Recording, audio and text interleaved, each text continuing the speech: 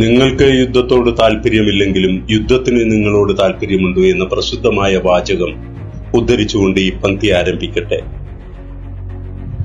ഇപ്പോൾ നടന്ന ഒരു ചെറിയ യുദ്ധത്തിന്റെ സാമ്പത്തിക ചെലവുകളെ കുറിച്ച് പരാമർശിക്കുകയാണ് ഇവിടെ ഉദ്ദേശിക്കുന്നത്.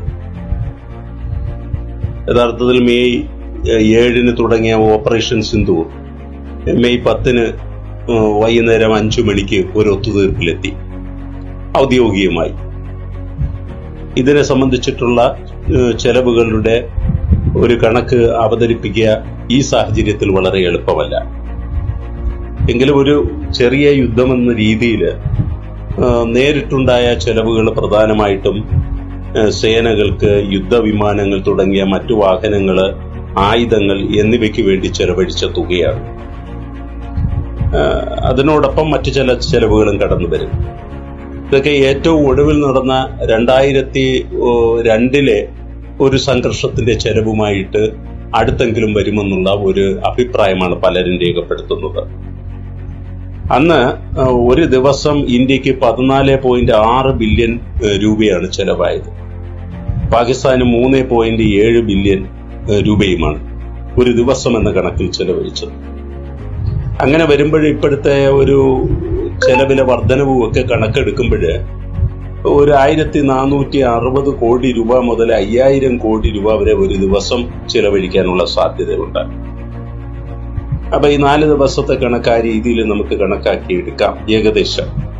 എന്നാൽ അത് ശാസ്ത്രീയമാവില്ല. ഒരു സമ്പൂർണ്ണ യുദ്ധത്തിന് വന്നാൽ, 1000 മണിക്കൂർ നീണ്ടു നിൽക്കുന്ന ഒരു സമ്പൂർണ്ണ യുദ്ധത്തിന് വന്നാൽ ഏതാണ്ട് 27,000 കോടി രൂപ ചെലവഴിക്കാം എന്നാണ് ഒരു തിങ്ക് ടാങ്കിന്റെ അഭിപ്രായം. അത് അല്പ കുറവാണ്. കാരണം എന്താന്ന് പറഞ്ഞാൽ 1460 കോടി രൂപയുടെ കണക്കിൽ തന്നെ നോക്കിയാൽ ഇതിന് 1000 അവർ എന്ന് പറയുമ്പോൾ 41 ദിവസത്തിലധികം വരുന്ന 65,000 കോടി രൂപ വരും ചെലവ്. പക്ഷെ ഇതിന്റെ ശാസ്ത്രീയമായ കണക്ക് നമുക്ക് അറിയണമെന്നുണ്ടെങ്കിൽ കുറച്ച് കാത്തിരിക്കണം. അതുപോലെ തന്നെ ഇതിന് ഈ 4 ദിവസത്തെ കണക്ക് മാത്രമല്ല, അതിനു മുമ്പ് മിലിറ്ററി തയ്യാറെടുക്കുന്നതിനും മറ്റുമൊക്കെ ഉണ്ടായ ചെലവുകള്, ഭീകരാക്രമണം ഉണ്ടായപ്പോൾ നേരിട്ട് നടത്തിയ ചെലവുകൾ, ഇതൊക്കെ വളരെ പ്രധാനപ്പെട്ടതാണ്. അതെല്ലാം കണക്കാക്കി എടുക്കുമ്പോൾ ഈ പറഞ്ഞതുപോലെയുള്ള ഒരു ചെലവിനോ അതിനപ്പുറത്തേക്ക് കടന്നു വരാം. ഇതിനോടൊപ്പം നമ്മൾ കണക്കാക്കേണ്ടത് സാമ്പത്തിക നഷ്ടമാണ്. അതായത് മൂലധനം നമ്മുടെ രാജ്യത്ത് നിന്നിട്ട് ഒരു അസ്വസ്ഥമായ സാഹചര്യത്തിൽ പുറത്തേക്ക് പോകും.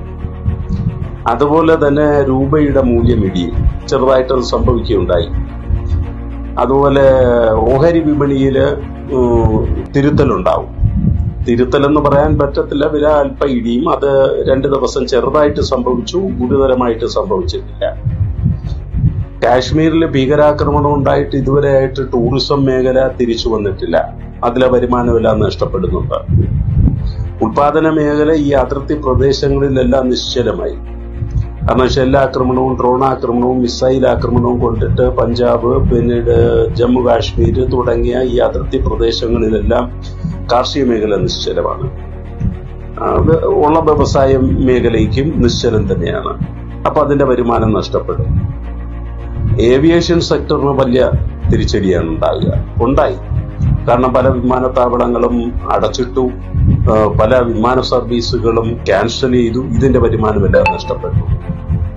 ഇനി ഇന്ത്യയും പാകിസ്ഥാനും തമ്മിലുള്ള വ്യാപാര ബന്ധം നിശ്ചലമാവും. ഏതാണ്ട് ഒരു വർഷത്തെ നമ്മളുടെ പിന്നീട് എക്സ്പോർട്ട് എന്ന് പറയുന്ന $1.2 ബില്യൺ ആണ്. അത് കുറച്ചു നമുക്ക് കുറയും. അതിന് ഭാവിയിലും കുറയാനുള്ള ഒരു സാധ്യതയാണ് നമുക്ക് കാണുന്നത്. ഇങ്ങനെ വരുമ്പോൾ ഉണ്ടാകുന്ന ഒരു സാമ്പത്തിക നഷ്ടത്തെ മൊത്തത്തിൽ കണക്കാക്കുന്നത്, ഒരു ദിവസത്തെ സാമ്പത്തിക നഷ്ടം 1.34 ലക്ഷം കോടി രൂപയായിട്ടാണ് കാണുന്നത്. ഇത് ഒക്കെ കൂടാതെ തന്നെ ചില പരോക്ഷ ചെലവുകൾ കടന്നു വരും. അതിൽ പ്രധാനപ്പെട്ടത് മനുഷ്യജീവൻ നഷ്ടപ്പെട്ടതാണ്. അത് നഷ്ടപ്പെട്ടത് മാത്രമല്ല, പലരും ജീവിച്ചിരിക്കുന്നവരിൽ പരിക്കുമുണ്ട്. ഇതിന്റെ ഫലമായിട്ട് കുടുംബം അനുഭവിക്കുന്ന വേദനയുണ്ട്, അവിടുത്തെ സമൂഹം അനുഭവിക്കുന്ന വേദനയുണ്ട്, അവരുടെ മാനസിക അവസ്ഥ തന്നെ മോശമായിരിക്കും. ഇത് നമുക്ക് കണക്കാക്കിയെടുക്കാൻ ബുദ്ധിമുട്ടാണ്. പക്ഷേ സർക്കാരിന്റെ ചിലവുകൾക്ക് കുറവ് വരാം. കാരണം ഇപ്പൊ തന്നെ കുറച്ച് പണം ഇങ്ങോട്ട് മാറ്റി ചെലവഴിച്ചത് കൊണ്ട് അവരുടെ പൊതുചെലവിൽ ഒരു അല്പ ക്ഷീണം സംഭവിക്കാം. അത് മൂലധന ചെലവിലൊക്കെ പ്രതിഫലിക്കാം. അതുകൊണ്ട് ഒരു ധനകമ്മി അല്പം ഉയരാം. വരുന്ന ബഡ്ജറ്റിൽ വേണമെങ്കിൽ അല്പം നികുതി കൂടാം. ഇതെല്ലാം നമ്മളുടെ പുറത്തു വരുന്ന ചിലവുകളാണ്. ഇതിന് ഉപരിയായിട്ട് വരുന്ന മറ്റൊരു ചെലവാണ് യുദ്ധാനന്തര ചെലവുകൾ. നമുക്ക് പുനരുദ്ധാരണത്തിന് വേണ്ടി പണം ഈ കുറഞ്ഞപക്ഷം അതിർത്തി പ്രദേശങ്ങളിലെല്ലാം വേണ്ടി വരും. ഇങ്ങനെ ഇതൊക്കെ കടന്നു വരുമ്പോൾ ഇതിന്റെ ഒരു മൊത്ത ചെലവ് കണ്ടുപിടിക്കുക വളരെ ദുഷ്കരമാണ്. ഭാവിയിൽ അതിനുള്ള സംവിധാനങ്ങൾ അല്ലെങ്കിൽ അതിന്റെ രീതിശാസ്ത്രം മെച്ചപ്പെടുത്തിയിട്ട് സ്വതന്ത്ര ഏജൻസികൾ കണ്ടുപിടിക്കുമെന്ന് നമുക്ക് കരുതാം.